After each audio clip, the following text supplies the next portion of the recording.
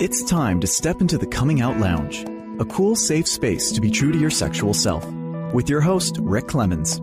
Rick has helped hundreds of people come out of the closet, and now each week he's bringing you cool insights for loving and accepting yourself, boosting your self-confidence, and living a guilt-free, purpose-filled life on the other side of the closet doors.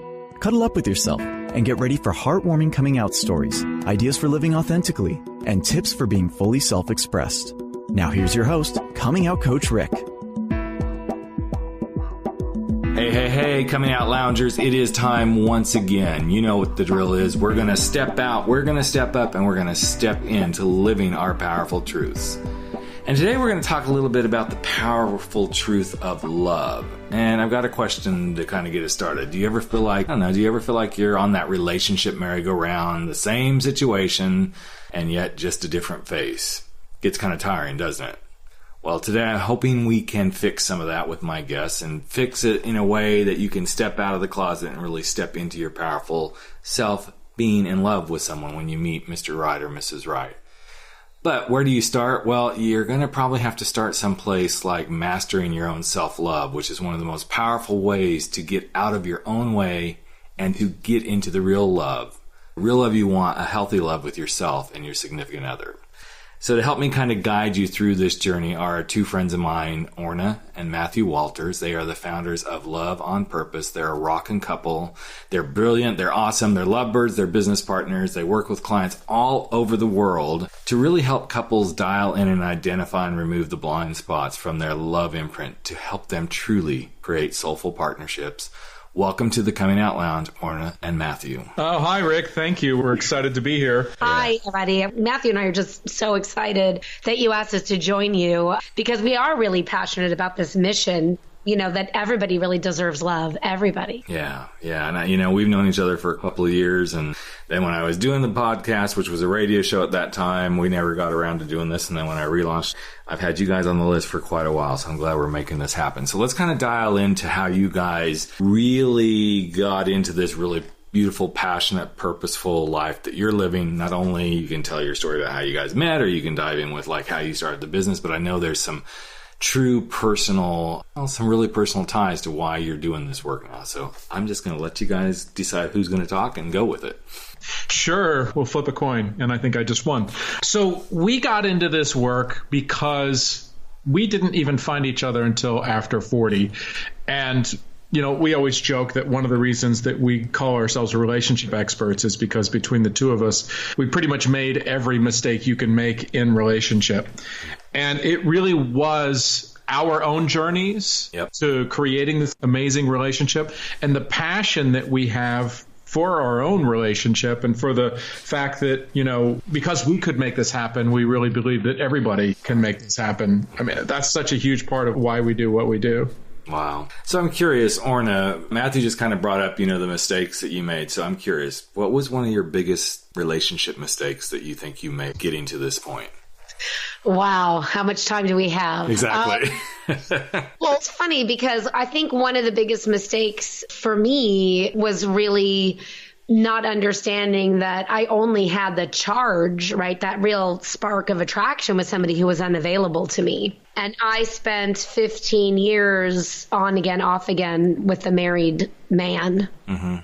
And that it was so awful. It was just I just felt so tortured. There were times when I felt like, oh my gosh, I've wasted like the best years of my life, being in the bullpen, so to speak. Right. And never being, never being first choice, never being the starter, and never being the starting pitcher.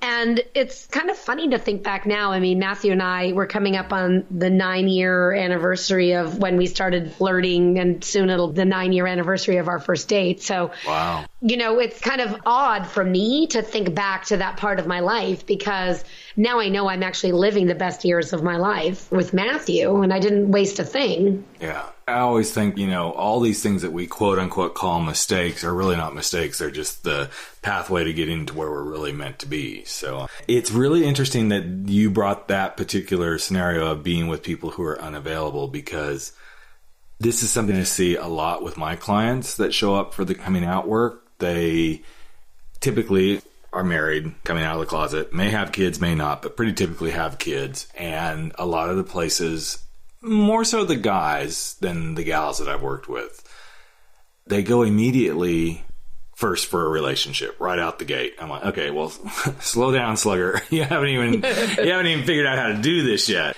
And then a lot of them go for the guys that are truly not available. And this can be another gay guy who's single, but not available because he's not really ready for that, oh, wow, you got ex-wife and kids sort of stuff. So it's available for the sex and that stuff, but not really available intimately or emotionally.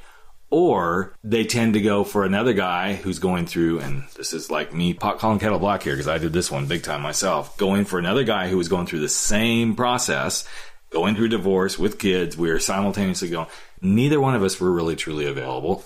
Or the third option is they end up going with a guy who is still in the closet and thinking that they can make it work and help him come out and get him to come out of the closet. And it's like, guys, you're barking up the wrong trees.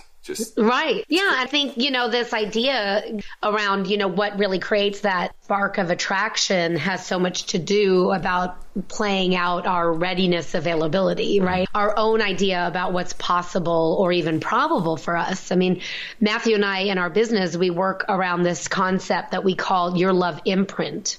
And your love imprint is how you learn to receive love in your family of origin. It's that system running in your subconscious mind. It's like the setting on your GPS for love, right? It's like that setting that's been programmed in there. And it's really made up, it functions as this system. And we call it the block, really. It's like when we talk about someone's love imprint, it's the main block that's holding them back. But it is a system. It's made up of your limiting beliefs, your mental, emotional patterns, and your behavioral strategies around giving and receiving love. And then, in my family of origin, there was a lot of abuse, a lot of emotional abuse and physical abuse.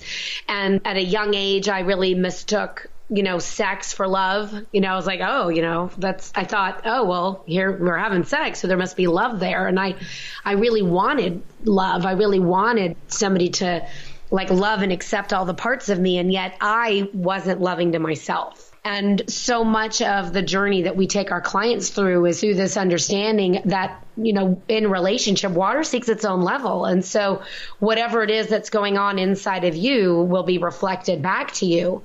And that if you really want to have that, what we call a true soul partnership, right? If you really want that kind of connection with somebody, that it's really about shifting your relationship with yourself. Absolutely. And I think this is the biggest stumbling block that I see with someone who's coming out of the closet. And I know it's a universal thing with people just trying to get into the dating world and find the soulmate and stuff. The closet door, when they swing open, there's this inherent, it's almost like this inherent understanding that you think, okay, now I get myself. And the thing is you've only just begun to get yourself when that closet door swings open, because it's the first time you're really being truly who you are.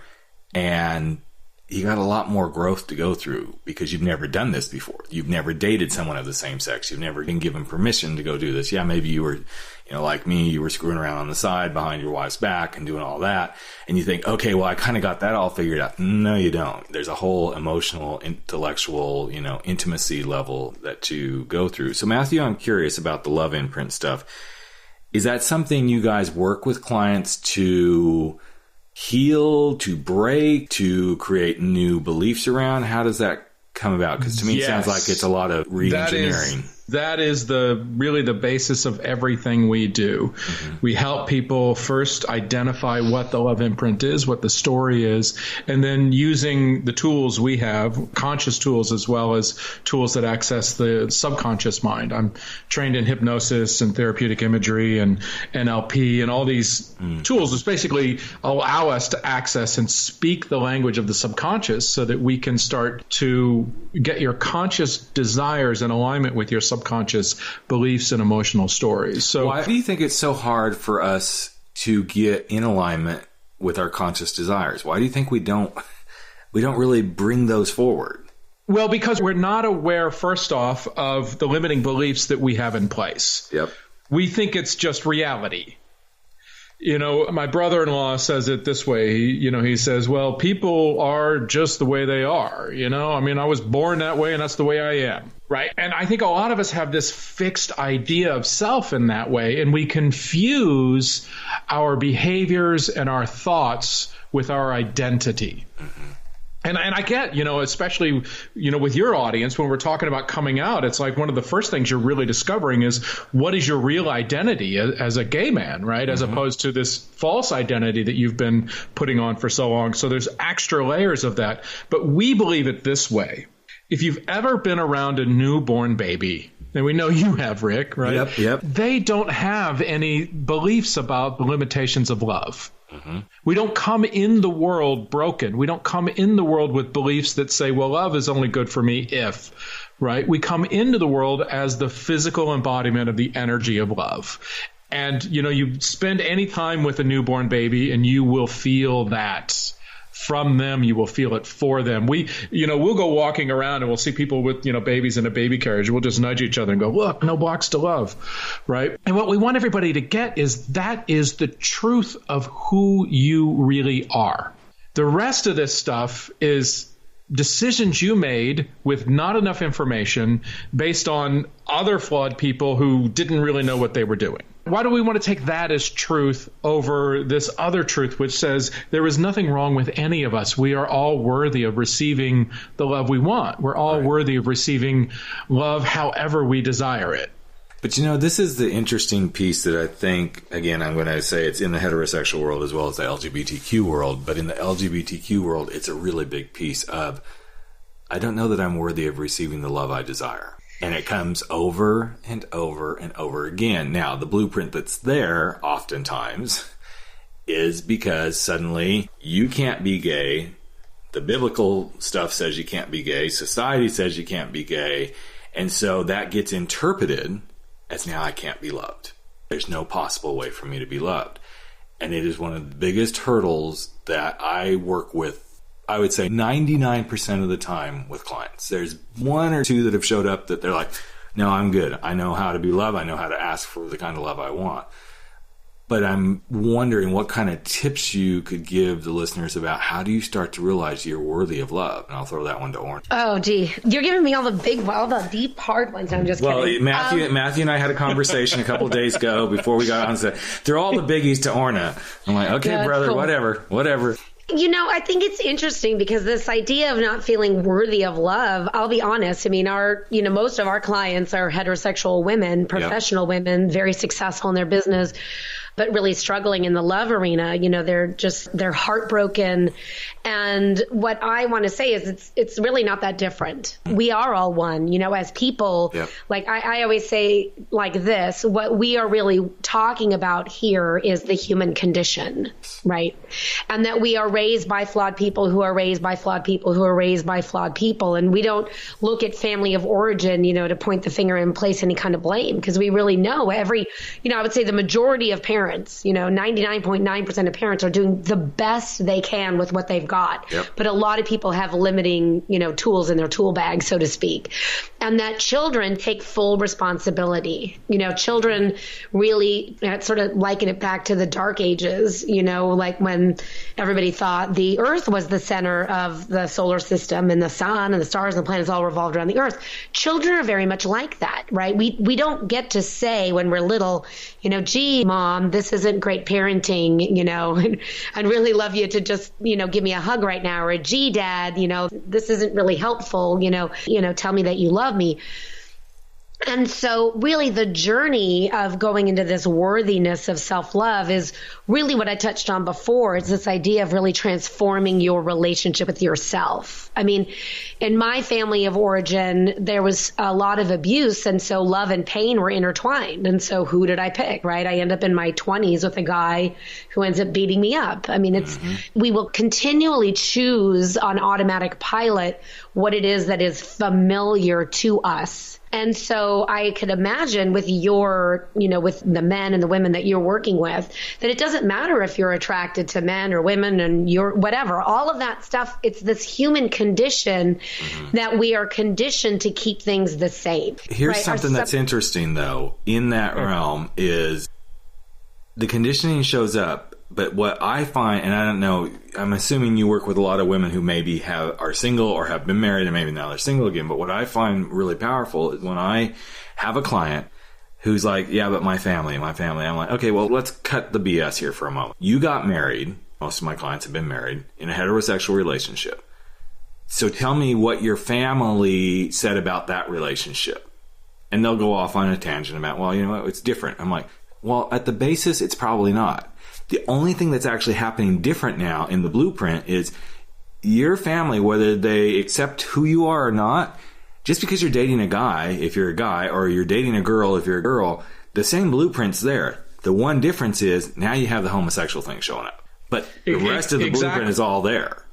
Exactly. What we really want people to understand is the idea of your love imprint. It's in place in your childhood from when you're born until you're about 8 years old. Absolutely. And after 8, it rarely changes unless you have a traumatic experience happen or you have an ecstatic experience happen, right? Ecstatic meaning like, something shifted dramatically in your teens in your life, like you lost a parent or, you were abused in some way that hadn't happened before. So there's a traumatic experience which changes radically our beliefs about ourselves and the world. Or an ecstatic experience can happen that way as well, in which we have something that opens our eyes and we say, oh, wow, wait, the world is actually greater than I think it is.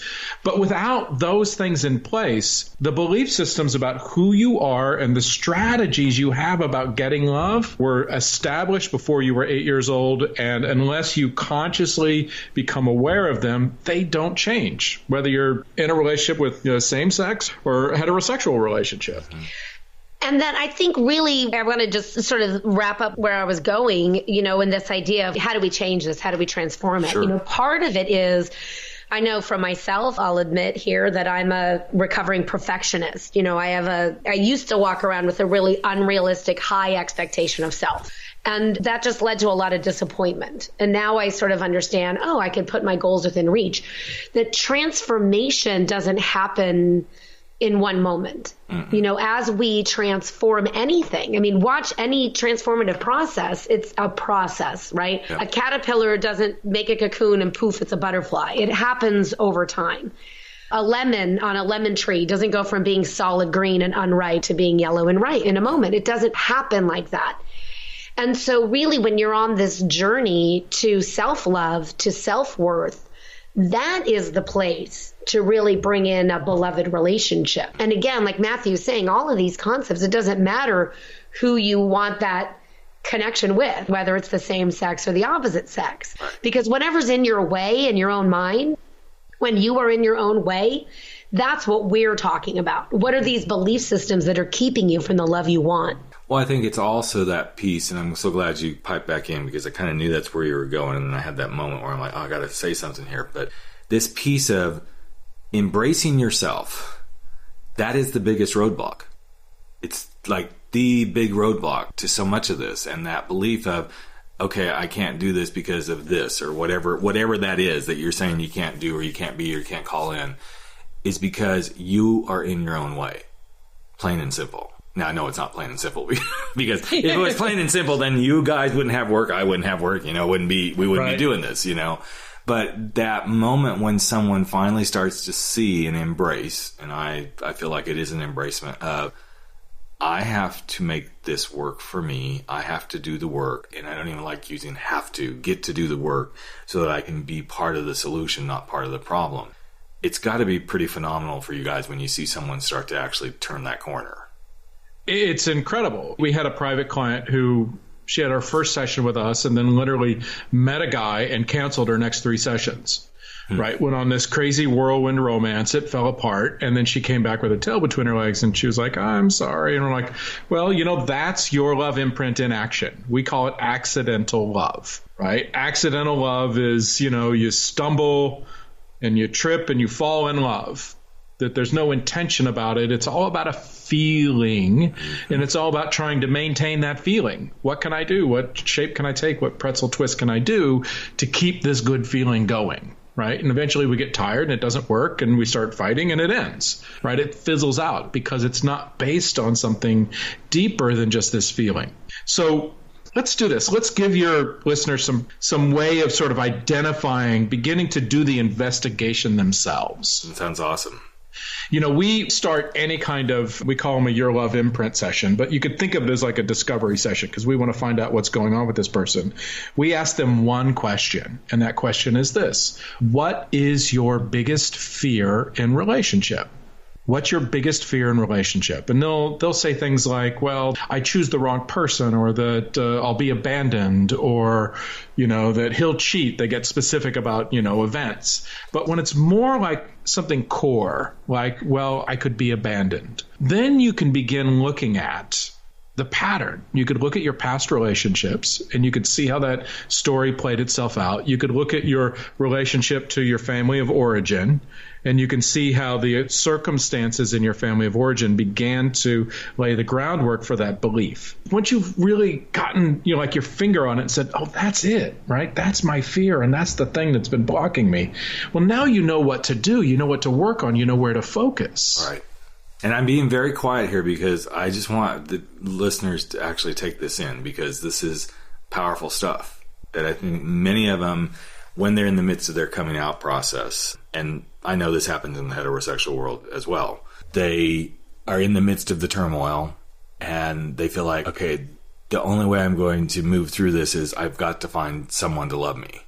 And so they go on that pursuit in the midst of all the crisis that's already going on, which is quite honestly the worst thing they can be doing in the midst of this crisis. They really need to be like, okay, let's just be in the middle of everything else. Let's not be trying to pursue the love piece.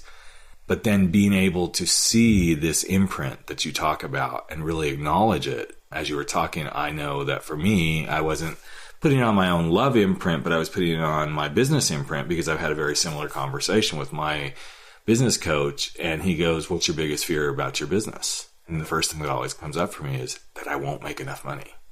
That I won't make enough money. Well, that imprint comes from my family imprint of we never really had a lot of money when I was growing up. So it's the same stuff. We bring it all into our different areas of life. You guys happen to be using it to bring it into their love imprint and showing them beautiful insights to themselves, which none of us like to see. But man, when we can see it and we can really wrap our arms around it, it becomes something really powerful. I'm curious, and this is kind of a silly question, but I'm going to ask it anyway. So why the word beloved? Beloved? Yeah. I mean, I love it. It's one of those words that's kind of like, yeah, that's kind of like from, the 40s and the 50s. But yeah, I find it very warm. But I'm curious why you chose that word as part of one of your programs. Well, honestly, when we start naming something, we're looking, number one, that the URL exists. I mean, let's just get, Let's be honest here. Just the practicality of today's world, right? I always say we're in the noisiest market right under weight loss. There is the only other noisier market than dating and love and relationships is weight loss, Right. So, we want to know that the URL exists. We have a course that we call Bring In Your Beloved. And really that's when it started, because I like the alliteration, right? This idea of bringing in your beloved, that also that there's some purposefulness to that statement, right? Bring in your beloved. It's not, accidentally slip and fall on top of your beloved. Right. Well, the first thing I've known about this program for a while, the reason I was bringing this up is I think a lot of people would go, well, I want you to teach me how to bring in love. It's like, well, that's only one piece of the puzzle. I mean, you got to have the beloved person there that brings that love to you too. It's like any of us can bring in love. If we turn some bullshit off, we can bring in love from anywhere. But there's something about the word beloved that's like, to me, it's very intellectual. It's very intimate.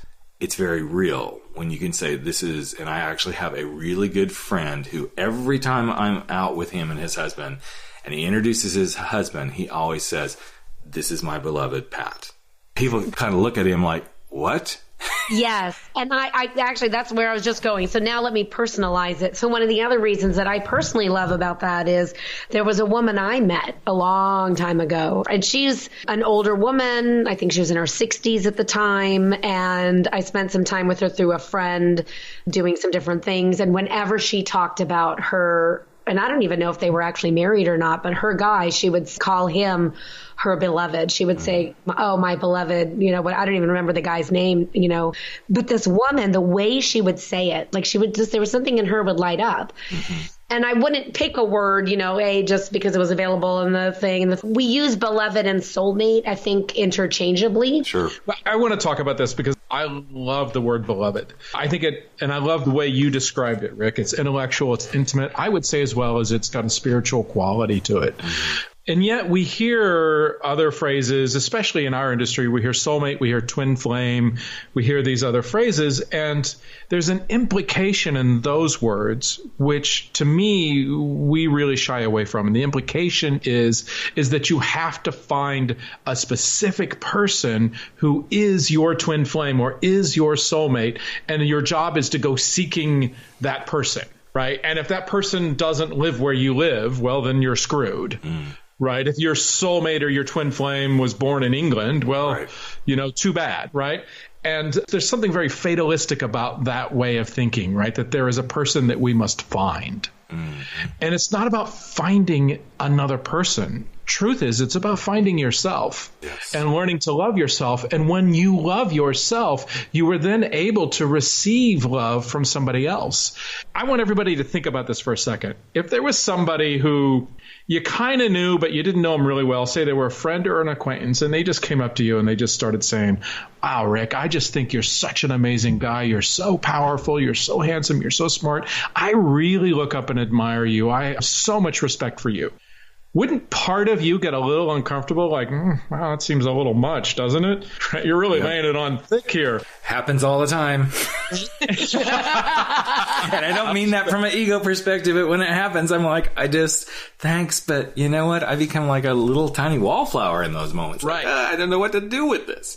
Right. And the reason we do that, and I know this intimately because this was my story, right? Whenever I would meet a woman who'd come up to me and she'd say, wow, you're so cute. You're so, why don't we go out? I'd be like, my first thought was, what's wrong with you? Right. And my second thought was, wait till you get to know me. And then I would, be a jerk in the relationship and it would end because I didn't like myself.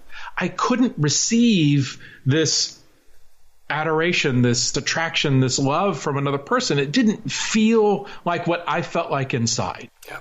Right. And, Orna tells that perfect story of, dating that guy who beat her up. It's like there was something inside of her subconscious that recognized the abuser in him and recognized that, said, this is familiar to me. And therefore, it feels like attraction. And so this is why it's so important to heal this inside of ourselves, is because if we're walking around with a certain amount of self-hatred and self-disgust and all of that, then that's really the only thing we're going to be attracted to.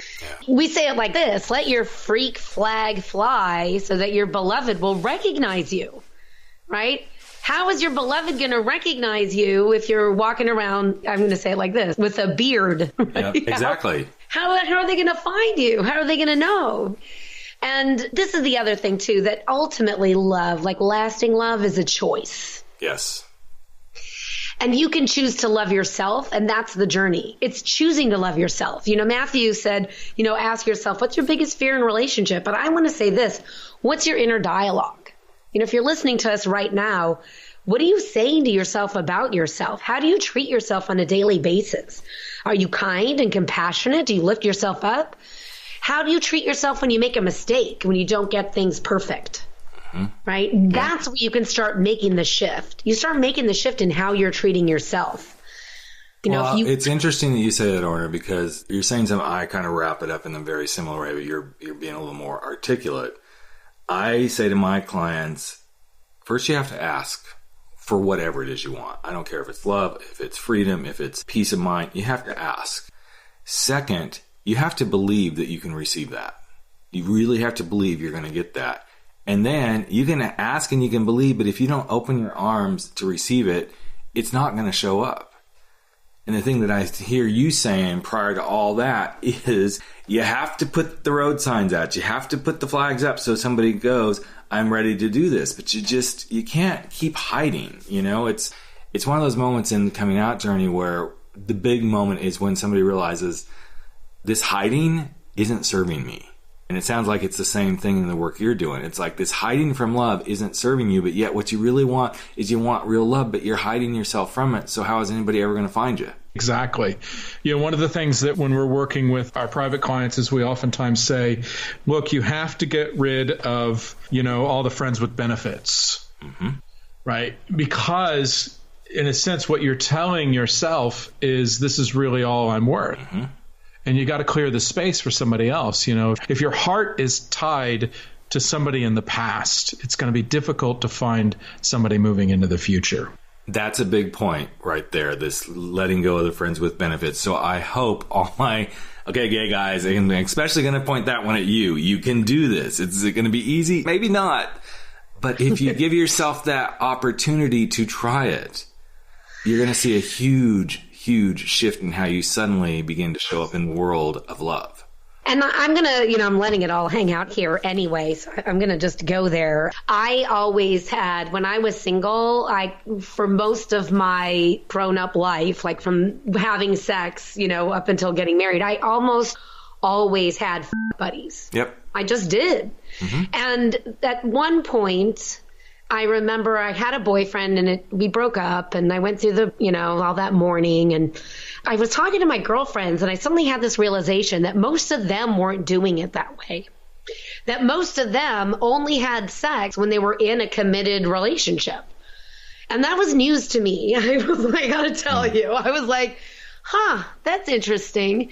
And I remember I ended it, I was in a relationship, I was true to my partner, but as soon as I was out of a relationship, I remember ending a relationship. I moved to Hawaii to, be in a relationship with this guy. And when it ended, I landed at LAX, I don't know, probably around 6 p.m. or so. And I slept with somebody else, before that day was over, before midnight, it's like, and my girlfriends would be like, how do you do that? And I'm like, I don't know. How do you not do that? I just kind of needed to move on in a way and clear things out. But I think there's another piece to this too that, hello, girlfriend, you and I we're cut from the same cloth. So that's the way I was. It was like I could do that. I could be that guy. But what I also learned to recognize in my relationship was this piece of me is part of my sexual energy. So in order to make that really work in relationship, I had to go to a whole nother realm with myself of, it's not necessarily so much that it's about the hookup. It's about, I have a very high sex drive.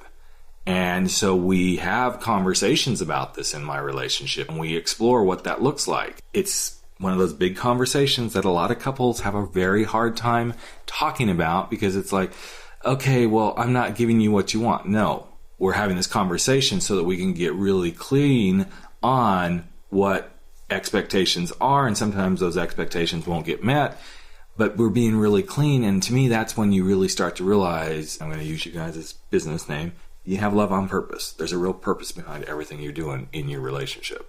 Exactly. And in relationship, it is important to have those conversations. And I think, for me, what I did, I cut it all off with all the extra, I just did.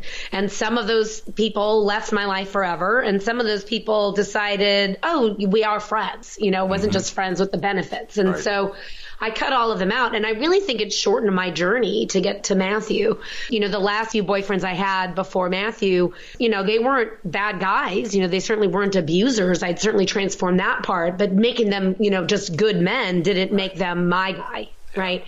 And that's why I think love is a choice. But I think when we do have a high sex drive and going through the dating process can be challenging. And one of the things that we say to our clients is, look, if you want to be having the sex, then have a conversation about what the sex is about. This is dating like a grown-up. If you can have the conversation that sex means monogamy or sex means exclusivity, that whatever it means to you. And even if it doesn't, right? If you can have the conversation of like, hey, look, I think you're really hot, but for whatever reason, we're not a match for a relationship. But if you're good, for just the sex, then have the sex. There's no judgment about the act of sex except for what you're putting on it. Absolutely. So if you have a high sex drive, then get that need fulfilled, but don't expect to have a relationship through that because that's not what it is. No, it's not. That's not. So I can't believe it's time to wrap it up already, but these always go so fast. But I'd love each of you individually to kind of give your perspective on 2 questions. So Matthew, I'll throw this right to you.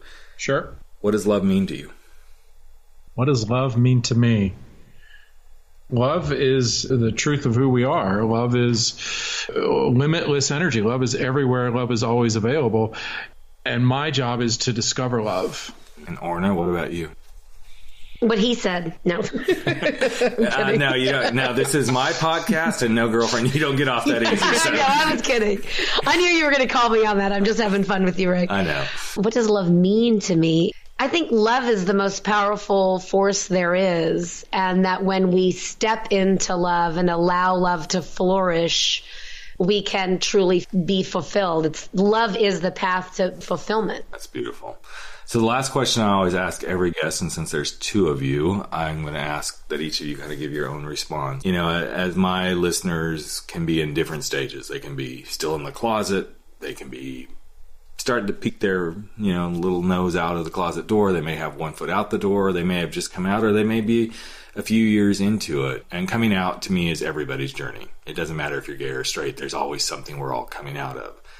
So if there was some bit of wisdom you'd love to leave, how to do this journey of love and coming out to be who you are on either subject, what would be the thing you'd love to leave them with, Orna? I would just want them to know there's nothing wrong with you. That your feelings are valid. Whatever you're feeling is appropriate. There's absolutely nothing wrong with you. Awesome. And Matthew? That you really truly embrace it as a journey. I mean, for me, I had to come out spiritually. That was my coming out. And, there's that moment early on when you first discover it and you become almost like an evangelist and you think you've discovered something that nobody else has discovered before. And it's kind of obnoxious. And then there's that more mature part where it's like you begin to realize and it deepens inside of you. Right. And I think, allow yourself to be on that journey. That's awesome. It's rare that I do what I'm about to do. But because I've seen so many gays and lesbians, and some bisexuals, but mostly my gay and lesbian clients, really struggle with this thing around love. And whether you think therapy is the way to go or working with a coach is the way to go, I'm going to say that when you could have an opportunity to work with a couple such as Orna and Matthew, I think you got to take the opportunity to do so. Because this isn't a journey that's easily done on your own. And the thing that I love about them, and I've known them for 3 years and we've been casual friends, but every time I see them do something, I'm like, yes. The thing that I know is the work they do has no boundaries. It has no sexual orientation boundaries. It has no gender. It has no financial. I mean, okay, you got to pay them some good money, but you don't have to be like a certain socioeconomic status to get the work they do. And if you're really fighting some of this, yes, I can get to the starting line. I can start to walk you through. But if you're in some spaces where you're like, this thing keeps happening, I'm not a dating coach, and I never profess to. What I profess to do is I'm going to help you get up there to the starting lines. I'm going to help you start to see yourself and start to love yourself. It's friends like this that do this kind of beautiful work that, to me, are well worth the time and the investment if you're really looking for love on purpose. Wow. Thank you, Rick. I'll just throw in one caveat. We market to women, so if you're absolutely right. The work we do applies to everyone. Our Bring In Your Beloved course applies to everyone, gay, straight, male, female, it doesn't matter. But we're going to market to women. So just know if you decide to join us that our emails are going to talk to you like you're a woman looking for a man. But it doesn't mean that the work itself is any different. Yeah, the work has no boundaries because like I said earlier, and I just want to say I'm so touched. That was so touching what you just said. Thank you, Rick. I mean, I think it's just, it is what Matthew and I work with is this idea. It's the human condition. If you really want to understand what and really have the transformative experience of moving into value yourself, to know with every fiber of your being that you are, in fact, worth loving. If you're looking to craft the kind of relationship that will bring you endless joy and happiness, now that doesn't mean you're not going to have, miscommunication with your partner or, you're not going to have a conflict, because conflict is just a doorway to a deeper connection. At some point, all of our clients ask us, do you guys fight? We're like, yes. Of course. No, we're perfect little angels. Yes. It's ridiculous. We spend like 365, 24/7 together, Yes. I wake up every day going, yes, life is wonderful because I'm a coach and I can just coach myself through all this stuff. Yeah. But let's roll back about 6 hours ago when I'm like, I am just so done with all of this right now. So. I will admit that stuff on the air because I want my listeners to see the real stuff. This is all part of us as humans, that we all go on these beautiful journeys, whether we think they're crappy, shitty journeys or they're beautiful, they're all beautiful. I want to leave everybody with this. It's one of my favorite reasons for why, Matthew and I believe that we truly come here to have a deep connection with another person, to create that beloved relationship, because that is our purpose, to be here. Why else would we be here, right? I just want to leave everybody with this. It's a Swedish proverb, and it goes like this. Shared joy is double joy. Shared sorrow is half sorrow. Mm. And I think, there's always going to be challenges. That's what life is made up of. But I know that I can count on this man sitting next to me as sure as I know the sun will rise tomorrow, and that whatever challenges come our way, we will get through them together in the most loving way possible. And I wanted everyone to know that it's possible for you to have that too, with the kind of person you're hoping to have it with.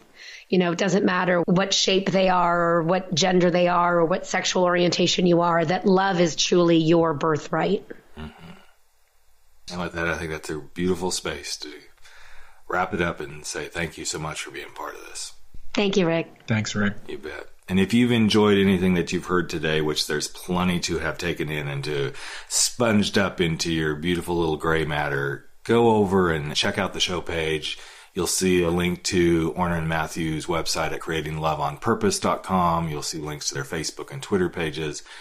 And if anything else, just take it in again. This has been one of the most powerful ones that I feel like I've done in a while, where we talked about the real stuff, about really stepping into who you are and to find that way to be there. And if this feels like it's a little bit too much to start with, you always can start with simple stuff. You can start with, first, you got to start loving yourself and getting through those closet doors. That's what I'm here for, or that's what some of the other coming out coaches do. Let's get you on the right track and take in that piece of advice of maybe now may not be the time for you to be out there looking for love. And that's perfectly okay. And with that, I'm going to say, see you in a week. And never stop stepping out, stepping up, and stepping in to living your powerful truth. I'm Rick Clemens, the Coming Out Coach, and you've been listening to the Coming Out Lounge. Take care, everyone. Hey, Closet Dwellers and Coming Out Lounge listeners. I wanted to ask you a question.